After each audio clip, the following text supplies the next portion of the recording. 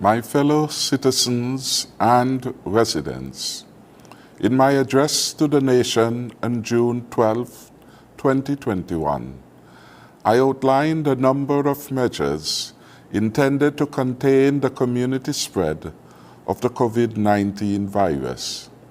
I stated that these measures would be in place for 14 days until June 26, 2021.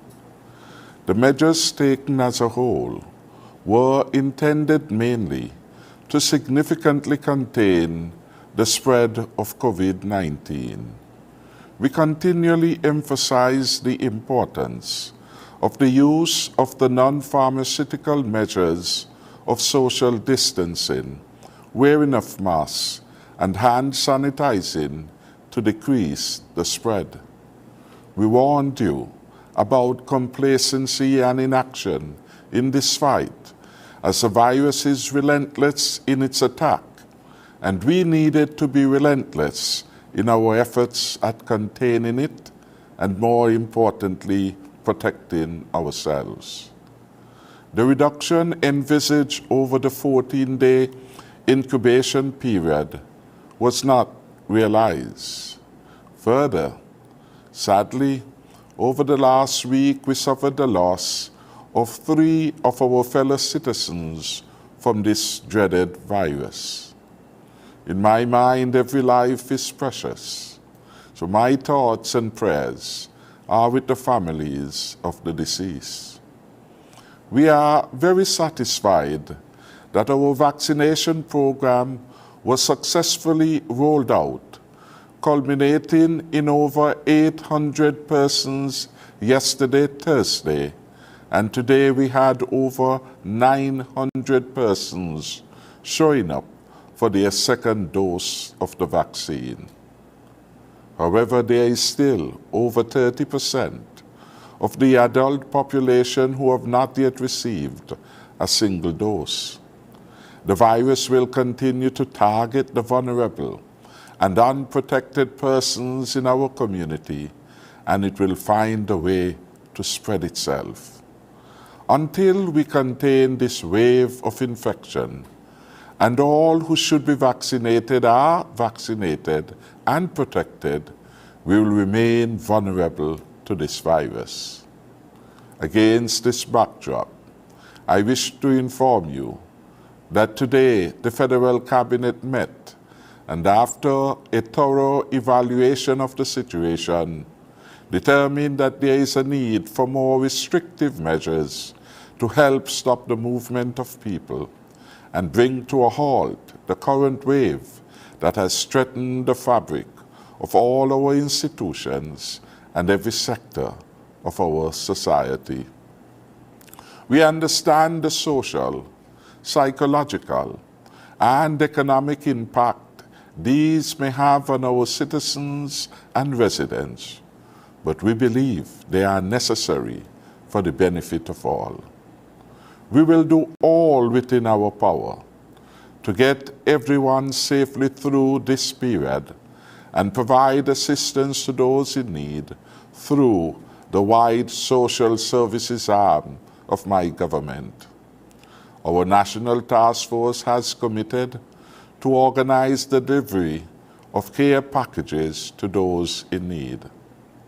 Under these new restrictive measures, the state of emergency remains in place for both St. Kitts and Nevis, and the existing curfew remains in place for both islands. But there will be specifically for the island of St. Kitts the following: a complete 24-hour lockdown from 6 p.m. Sunday, June 27th to 5 a.m. Thursday, July the 1st.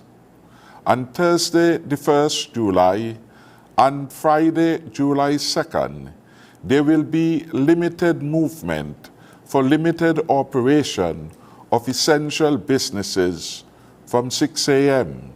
to 6 p.m., and then a return to full 24-hour lockdown from 6 p.m. Friday until July 3rd to Thursday, July 8. We will again have limited movement for essentials on Thursday, July 8, and Friday, July 9th, from 6 a.m. to 6 p.m. on both days, and return to a 24-hour lockdown on Saturday the 10th and Sunday the 11th of July. A shelter-in-place order will be strictly enforced. This means that every person shall remain confined to his or her place of residence, inclusive of their yard space, to avoid contact outside their family, with the following exceptions: essential workers who are required to report to work, workers required to work in hospitals and medical facilities, licensed providers of security guard services, and such other businesses as may be specifically exempted. For essential travel, for medical emergencies, and for essential travel to a vaccination site with a vaccination card and one photo ID for production to law enforcement officers on demand between the hours of 8 a.m. and 1 p.m. from Monday, June 28th to Wednesday, June 30th. All places of business, including doctors' offices, will be closed during the strict lockdown hours.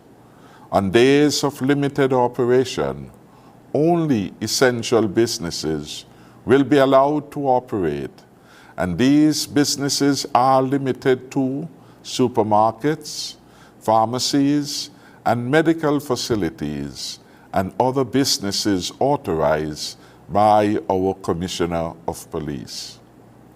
While religious and educational institutions are closed, this is a special time for our students as they sit their external exams, and therefore a special dispensation is granted to allow students and their parents or guardians to travel to an examination center. A limited number of government workers will be needed to ensure the continued functioning of the state. Therefore, permanent secretaries, directors, and other heads of department will determine who will be required to attend work.